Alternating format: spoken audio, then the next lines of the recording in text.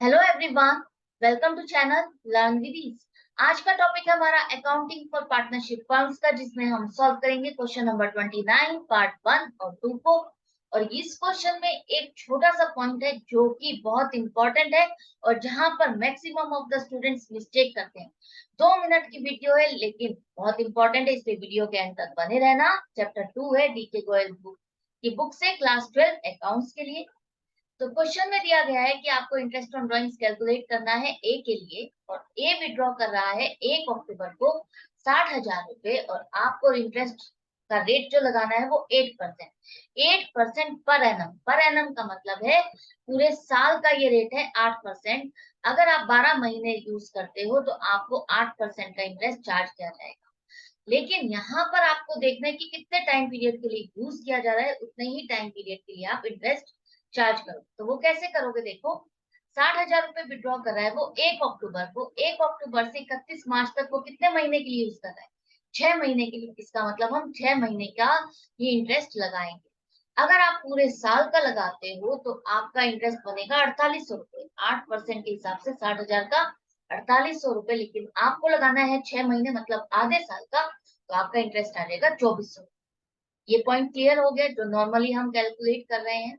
एक पॉइंट और, यहाँ पर आप ये कंफ्यूज मत होना कि यहाँ पर तो सिर्फ 60,000 रुपए लिखा है, टाइम पीरियड लिखा नहीं है, तो हमें 6 महीने का कैलकुलेट करना है। नहीं, ऐसा नहीं है, हमने इसलिए 6 महीने नहीं लगाए। यहाँ पर देखो क्लियरली टाइम पीरियड मेंशन है, डेट मेंशन है कि कब वो विड्रॉ कर रहा है, तो उसी हिसाब से आपको कैलकुलेट करके तभी आपको लगाना है। अब यहाँ पर जो पार्ट 2 है और 1 है उसमें क्या डिफरेंस है उसको देख।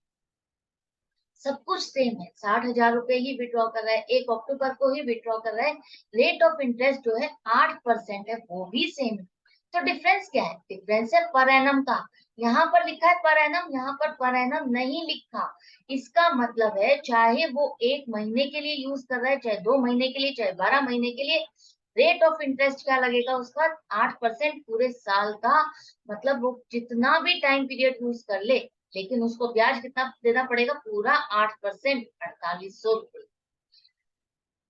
अब आपको डिफरेंस समझ में आया? अगर पर एनम लिखा है तो आपको टाइम पीरियड महीने के हिसाब से इंटरेस्ट कैलकुलेट करके लगाना है।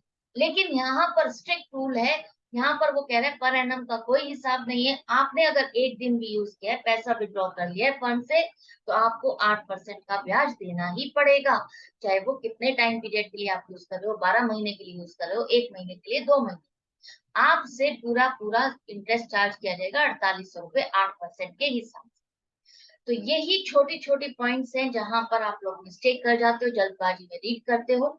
और सबसे बड़ी बात, जो बच्चे प्रैक्टिस करते हैं वो लैंग्वेज को पकड़ लेते हैं, उन्हें समझ में आ जाता है कि हाँ क्या लिखा है, मुझे यहाँ पर कैसे कैलकुलेट करना है।